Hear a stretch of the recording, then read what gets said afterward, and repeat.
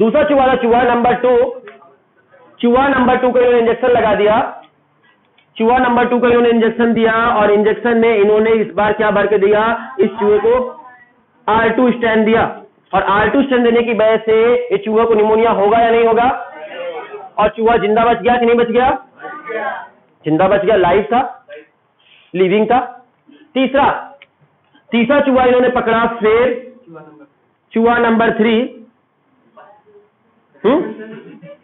कुछ देर बाद कबूतर ना बन जाए। चलो देखेंगे चूहा नंबर 3 जो था, इस चूहे नंबर 3 को इन्होंने इंजेक्शन दिया S3 का। लेकिन इस बार S3 का इंजेक्शन देने से पहले S3 के इंजेक्शन को इन्होंने क्या किया, गर्म कर दिया, हीट किल कर दिया। हीट करने से, गर्म करने की वजह से उसके जितने बैक्टीरिया थे मर जाएंगे, नहीं मर जाएंगे? और ये हीट किल हो गया तो ये वाला बैक्टीरिया जो ये इंजेक्शन था S3 ही दिया, लेकिन कैसा किया, गर्म कर दिया, हीट। और हीट करके दिया इंजेक्शन तो किल हो गए सारे बैक्टीरिया मर गए। और मरे हुए बैक्टीरिया किसी को बीमार कर पाएंगे? तो मरा हुआ इंजेक्शन दिया, लेकिन इसके कारण चूहे कुछ नहीं हुआ और चूहा हेल्दी था, जिंदा था। यहां तक कोई दिक्कत किसी को समझने में? एक्सपेरिमेंट नंबर 1 में उन्होंने किया क्या कि चूहे को S3 का इंजेक्शन दिया, बीमार हो गया, मर गया, कोई बात नहीं, मरना ही था, बीमार करता है ये वाला कॉज डिजीज। दूसरे को R2 दिया, कोई बीमारी नहीं हुई, कुछ नहीं हुआ चूहा को। तीसरे केस में S3 को गर्म करके दिया। S3 को गर्म करेंगे तो इसके अंदर के बैक्टीरिया मर जाएंगे तो चूहे को कुछ नहीं होगा, चूहा बच जाएगा। तीनों कंडीशन क्लियर है? अभी तक जैसा सोचा था वैसा ही हो रहा था। लेकिन चौथा केस में कुछ अलग हो गया, जैसा सोचा नहीं था वैसा हो गया। चूहा जो था, चौथा नंबर चूहा, सबसे इंपॉर्टेंट चूहा है ये। इसको कुछ ज्यादा बिल्ली आ गई थी,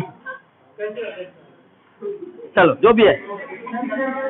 ये चौथा चूहा जो था, चौथा चूहा बड़ा इंपॉर्टेंट था। देखेंगे इस चौथे चूहे को हुआ क्या, देखेंगे यहां पर। इसको चौथे चूहे को इन्होंने इंजेक्शन जो दिया, चौथे चूहे को इंजेक्शन उन्होंने दिया, ऐसे इंजेक्शन दिए जिससे मरता नहीं है चूहा, इसको मारने की इच्छा नहीं थी उनको। ये वाला इंजेक्शन R2 से मरता क्या, S3 से मरता, बस हीट किल वाला से।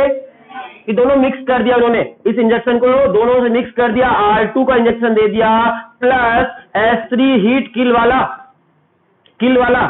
हीट किल्ड वाला। ये दोनों इंजेक्शन दिए, दोनों इंजेक्शन की वजह से मरना चाहिए कि नहीं मरना चाहिए?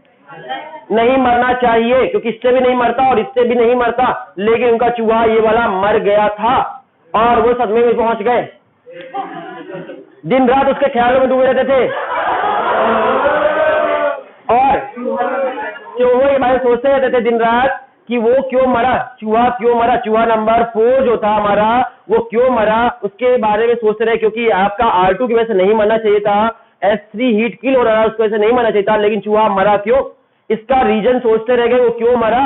इसका रीजन उनको मालूम करते रहे तो उन्होंने सोचा, लास्ट में कंक्लूड किया, कई दिनों तक उसके विचार विमर्श करके उसके ख्यालों में खोए कंक्लूजन ये किया कि आपका जो R2 स्ट्रेन था, कहानी जल्दी से एक लास्ट कहानी सुन लेंगे फिर चलता है कंक्लूजन कैसे उन्होंने किया।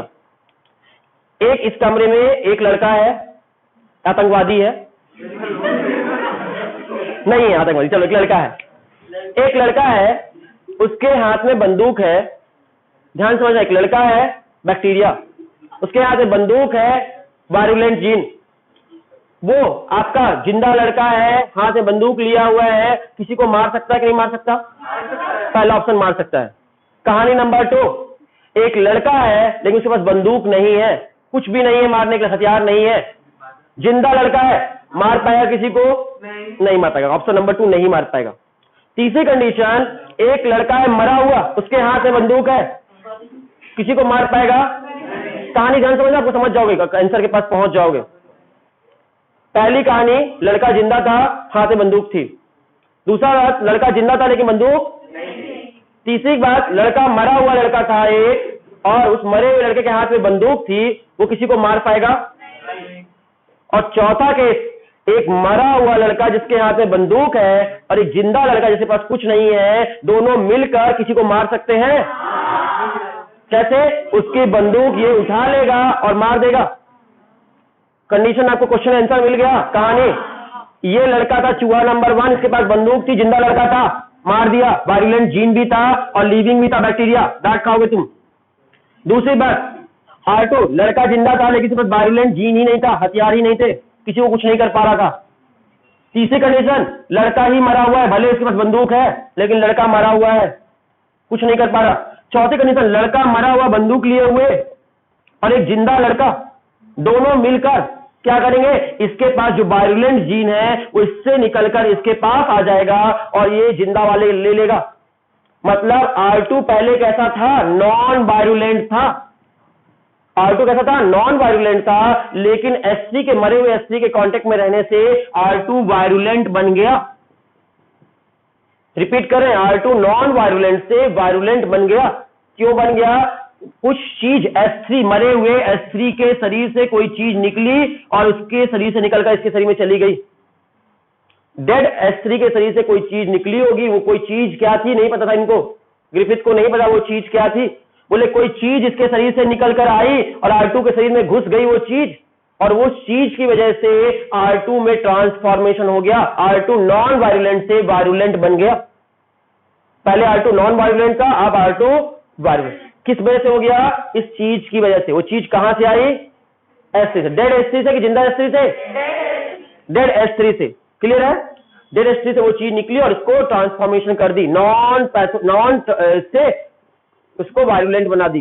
कोई दिक्कत, कोई दिक्कत नहीं बात समझने में। वो चीज क्या थी ये नहीं पता था इनको, इन्होंने उसके लिए नाम यूज किया ट्रांसफॉर्मिंग प्रिंसिपल। उस चीज के लिए नाम यूज किया इन्होंने ट्रांसफॉर्मिंग प्रिंसिपल। वो ऐसी चीज जो ट्रांसफॉर्मेशन करा सकती है, तो ट्रांसफॉर्मेशन कर दी, उसमें बदलाव कर दी, उसकी आदत बदल दी, नॉन वायरुलेंट से वायरुलेंट बना दी, उसको ट्रांसफॉर्मेशन कर दी। तो यहां पर इस घटना से आपको सिर्फ एक कंक्लूजन, इस पूरे रिजल्ट का कंक्लूजन, ग्रिफिथ के एक्सपेरिमेंट का कंक्लूजन कि बैक्टीरिया में ट्रांसफॉर्मेशन हो गया। R2 बैक्टीरिया में ट्रांसफॉर्मेशन हो गया।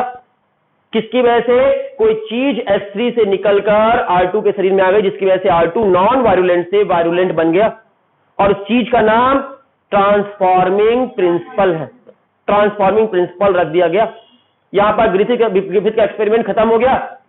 ग्रिफिथ कभी नहीं बता पाए तो ट्रांसफॉर्मिंग प्रिंसिपल क्या चीज है। बोले जो भी ट्रांसफॉर्मिंग प्रिंसिपल जो चीज होगी वही आपका जेनेटिक मटेरियल होगा, जो उसके शरीर में बदलाव कर सकती है, ट्रांसफॉर्मेशन कर सकती है, वो चीज डीएनए होगी, मतलब वो चीज जेनेटिक मटेरियल होगी।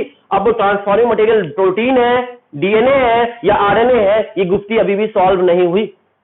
ट्रांसफॉर्मिंग प्रिंसिपल जो भी होगा, इन्होंने इतना बोल के मर गए कि ट्रांसफॉर्मिंग प्रिंसिपल जो भी होगा वही जेनेटिक मटेरियल होगा। जो चीज यहां से यहां जा रही होगी वही चीज जेनेटिक मटेरियल है। और यहां पर इनका ग्रिफिथ एक्सपेरिमेंट खत्म हो गया। अब ट्रांसफॉर्मिंग मटेरियल क्या है उसके बारे में हम लोग नेक्स्ट क्लास में डिस्कस कर लेंगे कि वो क्या है, क्योंकि सर को भी जरूरत है क्लास लेना है आप लोग का मर्ज करके कुछ, ठीक है, आलोक सर लेने वाले हैं, तो इसलिए यहीं पे क्लास को अभी खत्म करते हैं। ग्रिफिथ का एक्सपेरिमेंट खत्म। Thank you.